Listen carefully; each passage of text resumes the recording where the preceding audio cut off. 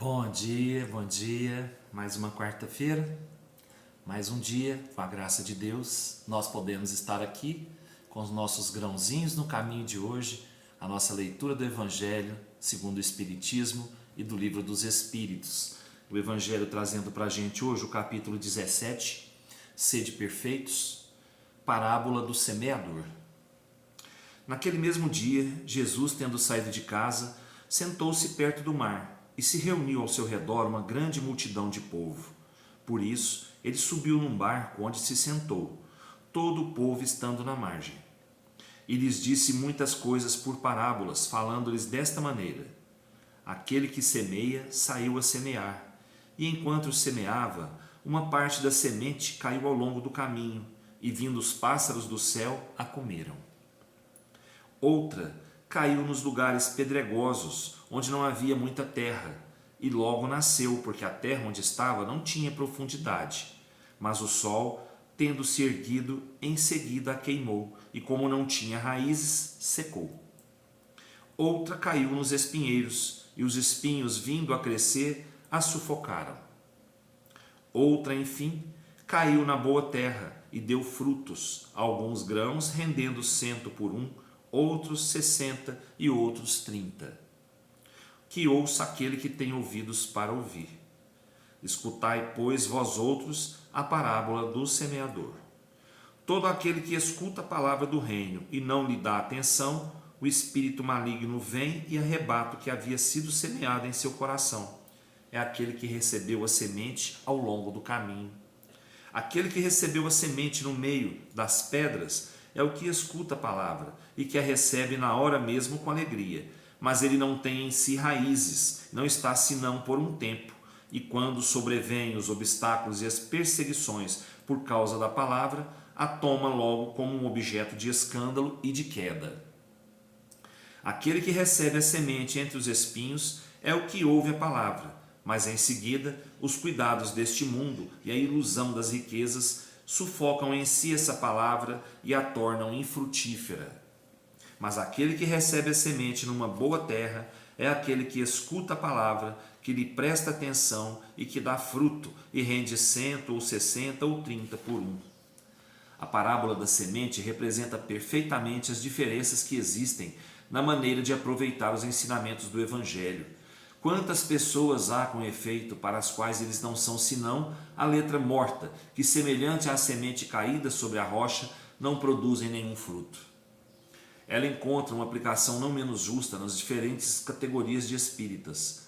Não é um emblema daqueles que não se apegam senão aos fenômenos materiais e deles não tiram nenhuma consequência, porque não veem neles senão um objeto de curiosidade. Daqueles que não procuram senão o brilho das comunicações dos espíritos e não se interessam por elas senão quando satisfazem a sua imaginação, mas que depois de as terem ouvido são tão frios e indiferentes quanto antes, que acham os conselhos muito bons e os admiram, mas deles fazem aplicação nos outros e não a si mesmos.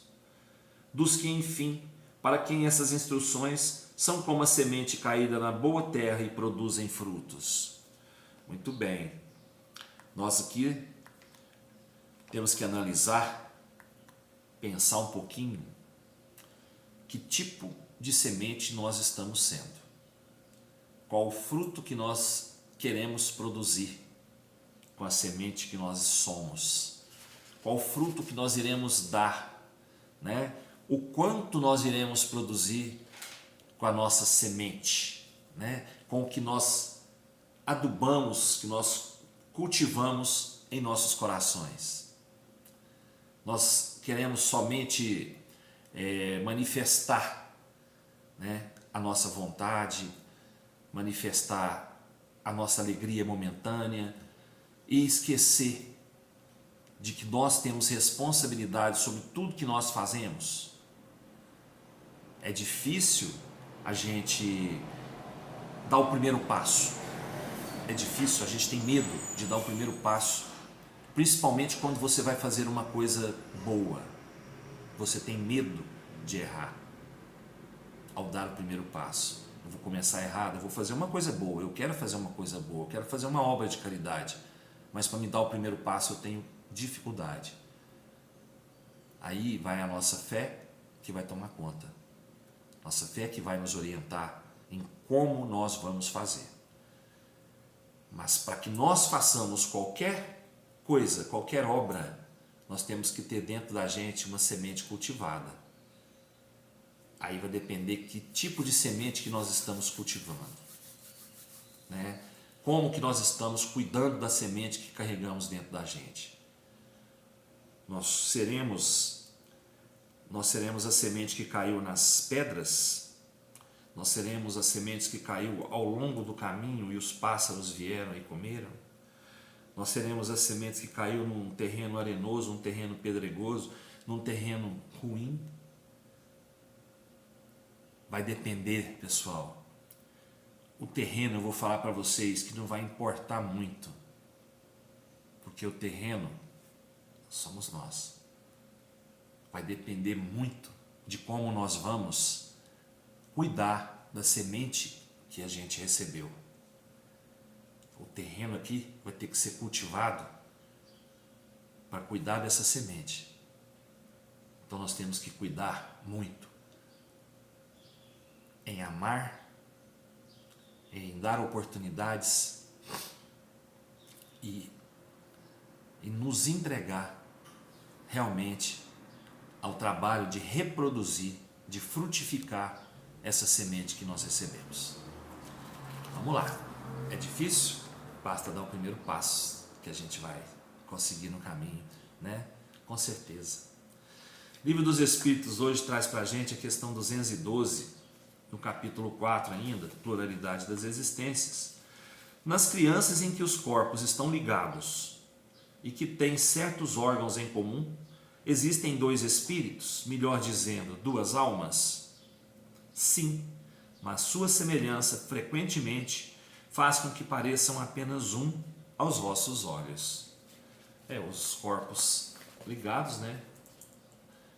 Os corpos ligados na nascença, dá a impressão que aquele corpo, aqueles corpos, né, ligados, que são um só no caso, tenham só um espírito ligado a eles, uma alma só. Mas não, na realidade são duas consciências. São duas consciências, então temos dois espíritos ali unidos.